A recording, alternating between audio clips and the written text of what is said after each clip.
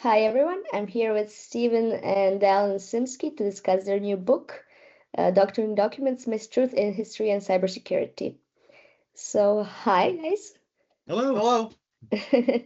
And can you give us a bit of your background and how and why did you decide to write this book? So this book came about during the start of COVID. Basically, we had a lot of time together, Steve and I did, to just kind of talk about the things that we were interested in. I was in school at the time getting my bachelor's degree in history, and obviously he's a professor in systems engineering. And just kind of talking about our mutual interest in things, we realized there's so much in common between our two fields, and so much so that we wondered whether or not we could actually make a book about it.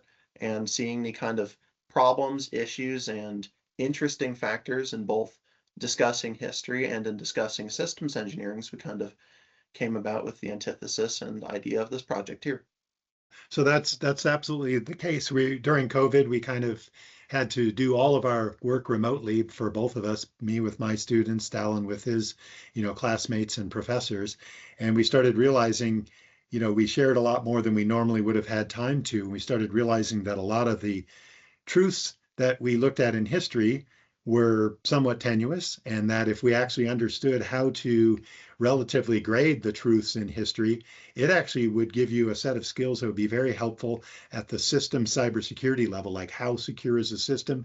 Can we internalize some of what's done in other aspects, like in historical, exegesis and analysis? And it was like, we absolutely could. And so what you do as a systems engineer is you try to come up with a number of patterns that you can apply towards things for verification and validation, test and measurement, sensitivity analysis, all of those engineering concerns. And it was like, wait a second, if we've got these types of mistruth throughout history, can we actually use those to our advantage to roll those out into considerations that we would need for example, red team versus blue team types of attacks and defense in building out healthy and salubrious going forward cybersecurity systems. And so this merging of systems engineering with liberal arts ended up being, the main impetus, I guess, for this book. Mhm. Mhm. So, you talk about 13 patterns of mistruth. How did you identify that structure, I guess? There was a lot of revision and drafting of this book and its process, and I think originally we had more than 13, and it was edited down as things became combined and patterns formed. But I think that this is at its base level, the ones that seem to matter structurally so much. They're each deserving of their own chapter and framework around them, and 13 is, I guess, seen as an unlucky number, which might not be a good idea to associate that with our book, but I think that each one deserves its own chapter. Yeah, Dallen's absolutely right. It was a triage process, and what we recognized was that of the major topics we had, some of those were actually overlap, and so you'll end up with chapters where, you've got multiple topics as the particular design pattern. But the other thing was is that we could both find a good set of historical stories that match to it, a good set of historical considerations, and then also we could have this cyber salon element to it that we could actually take what we had described in that chapter and boil it down to a pattern or a set of practices that a cybersecurity professional could actually apply towards their design, their test and measurement. Again, all of those sensitivity analysis that you need to roll out a strong, system of cybersecurity. And so there was a selection pattern in there, but it worked out pretty well. And again, we triage them. All of the patterns that are in there will have multiple examples throughout history. And then they will also have a very strong cyber salon at the end of the chapter that allows us to take what you've learned from having a liberal arts perspective on something to moving it out to a actual, cyber practice, as it were. Hmm. So, which pattern or patterns of mistruth do you think has the greatest impact before versus now? Are there any changes? I think the propaganda chapter was really great, specifically because we see a lot of examples currently in the world that I won't get into in a lot of detail because I don't want to talk about that. But I think that the prevalence of propaganda and how it is shaped and is moving due to the internet, I think that chapter has so much pertinence to our modern world. That chapter, I think, has aged really well already. I mean, we only wrote it like maybe we revised it recently, like, a few months ago, obviously, in the process, but news moves fast nowadays. So I think that chapter in particular is very strong. We spent a lot of time on that, and I really have enjoyed rereading that one recently. So I would agree with Dallen, and that's the reason it kind of became the last chapter, the last new pattern. We talked about things, we introduced items that are probably more familiar to people, like differential emphasis and those types of things early on. The last two chapters that introduce new patterns are on versioning and then on propaganda. And versioning is extremely important because it let us show to the users that there is never going to be one authoritative history of any situation, of any event in history, any person, etc. We talked about versioning and how the need to provide a general purpose history to multiple people with multiple motivations, multiple backgrounds themselves. Everybody brings something different to the table. So we really sum that up. And in section, I think it was 13.6 of the book, we noted you will never have a perfect history. And so these tools help you to analyze any history, even if it's from somebody as credible as, say, Will and Ariel Durant. They have their own biases, their own things that they grew up with. And so as Dallen pointed out, then we went from this chapter where we said you can never have a perfect history to then telling people how to be wary of the four major types of propaganda. And most people are very familiar with ethos, logos, and pathos, which is ethical, logical, and, if you will, pathological or emotional concerns. The fourth one that we looked at in some work with one of my students was also looking at aesthetics, and aesthetics have become very important, especially important in an AI world where you can create fictional characters to interact with people, etc. And so we try to give people those tools to be able to proceed in a world where cybersecurity attacks are happening all the time, and now AI is part of in the mix in that as well. Mm-hmm. So continuing on that, like propaganda has shaped obviously history, and even now it's influencing perhaps elections. And how do you think modern digital propaganda is it fundamentally different from historical examples, or is it just repackaged? And also now Dallen mentioned how it's spreading faster than ever, right? Through social media, AI generated content. How should we guard against it without tipping into censorship? yeah, that's a great question. It is really difficult to guard against these things without getting into censorship. It would be my answer. So having an actual set up professional way of handling that at a academic level so that this won't spread into university, which I saw near the end of my time at university, is that people are already starting to write their papers with the use of like ChatGPT and things like that, and the elections and just all of the misinformation and things you'll see on, I don't know, any social media platform specifically. I won't name them, but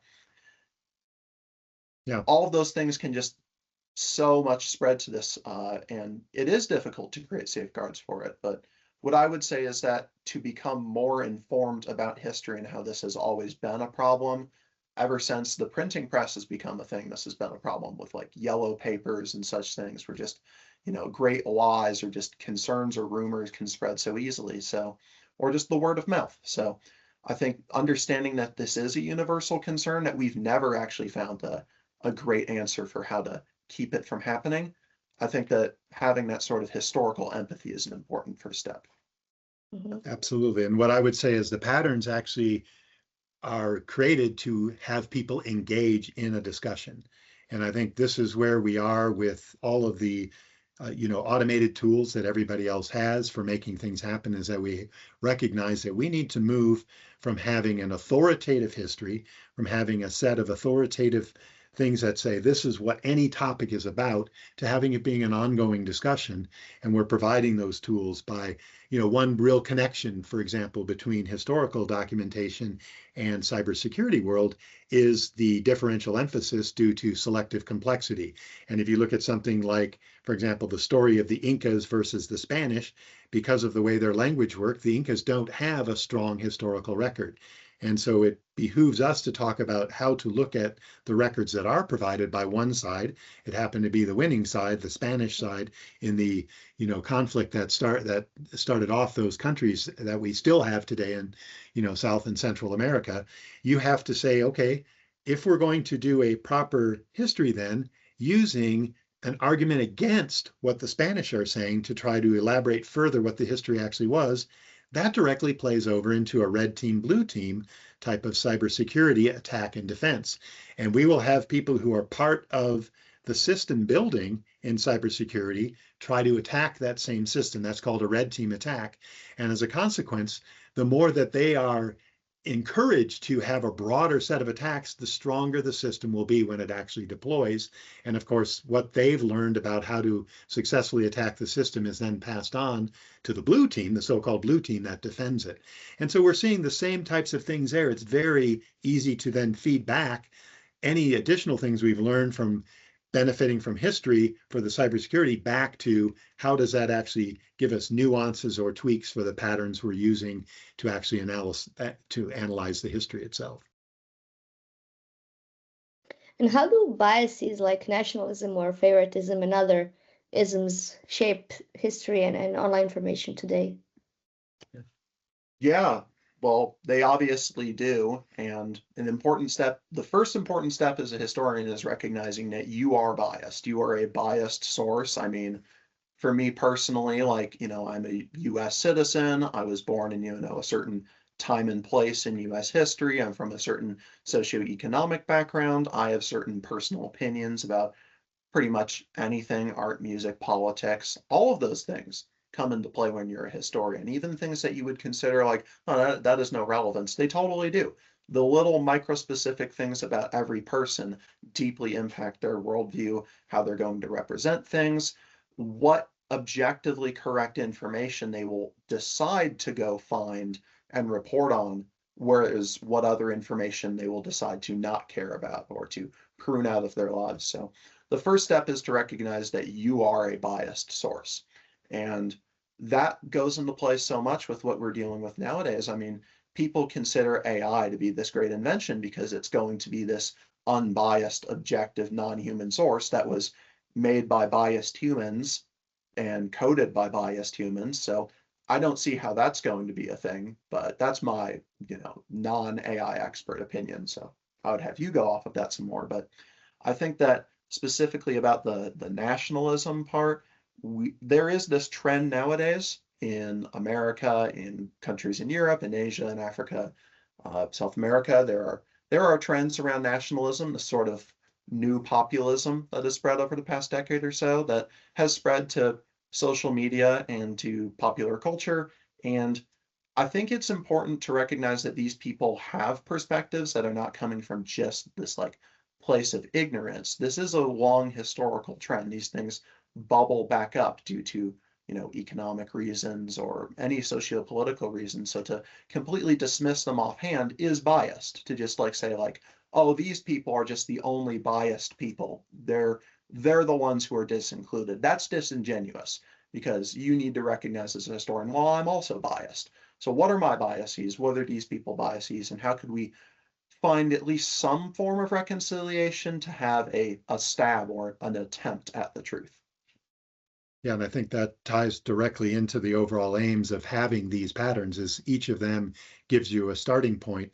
And you will find from the examples that we provide in there that different types of historical narratives are much more readily applied to particular patterns. So like one example that we gave in the book was the book of Daniel from 300 BC.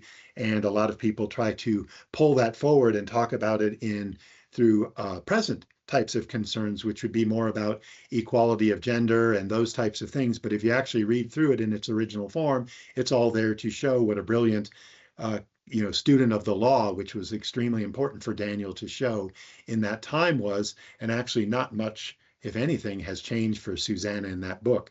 And so it's very interesting to us as we take the isms that are present back then that weren't even thought of as an ism, weren't even addressed. So sexism and genderism in 300 BC Nobody was discussing that. That was not part of the conversation. And so it was not a motive of the author of those works.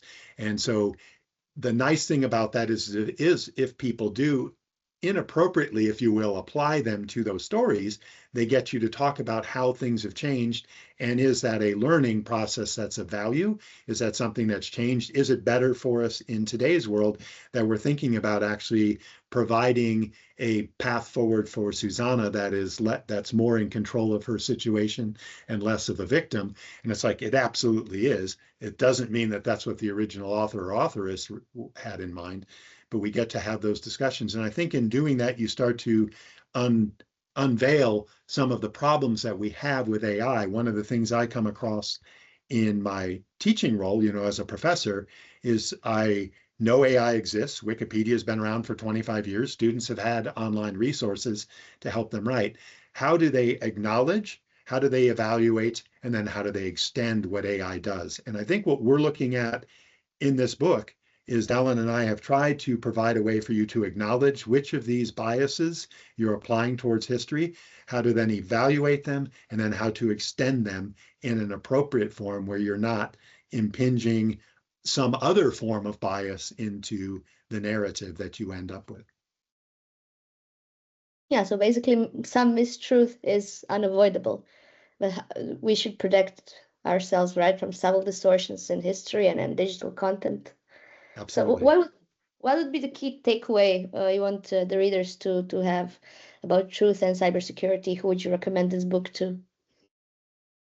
Well, so I'll jump in first on this one. I mean, certainly a general audience, because we came to the understanding that it takes, both very technical people, very deep technical people, and very deep liberal arts people who use technology appropriately, but they're not enamored with it. If those come together, they will have a better overall, more holistic perspective on how to actually analyze the history that they're looking at, and thus build better cybersecurity systems. Yeah, and to go off of that, I think that it's important to understand that the very technical challenges and the increasing disparity of these things we see in the modern world due to new technologies, that a liberal arts perspective could be important because of its, or not could be, is important because of its ability to reconcile multiple perspectives, combine fields. I mean, I think this whole book in some ways is, I would lump it into the liberal arts perspective, that we're basically using all these, wonderful examples of engineering, of technical aspects, of a, professional view of AI and cybersecurity. We're combining those things into a liberal arts perspective. And I think that ability in the modern world to bring multiple fields together and synthesize them is incredibly helpful. And I hope that this book could help people glean the truth from certain things or inspire them to write their own things. So. And just from a cybersecurity standpoint, I think it's really important for cybersecurity professionals to hear from liberal arts people, because they will be surprised, first off, how smart these people are with technology, and second off, how good they are at breaking into things because they're not following technical rules. And I think that's a hugely valuable lesson for us in cybersecurity. We figure, oh, this technology can't be beaten because this algorithm and this algorithm support it. But the reality of it is, if somebody doesn't care about the technology, is not enamored with it, they will use social means or cultural means or other ways to get into a system and break into it, and it doesn't even have anything to do with their technological prowess. Mm-hmm. Okay. Yeah, that's a great way to finish. Okay, thank you guys, and I will link the book below. Thank you. Thank you, Anna. Very nice to work with you on this.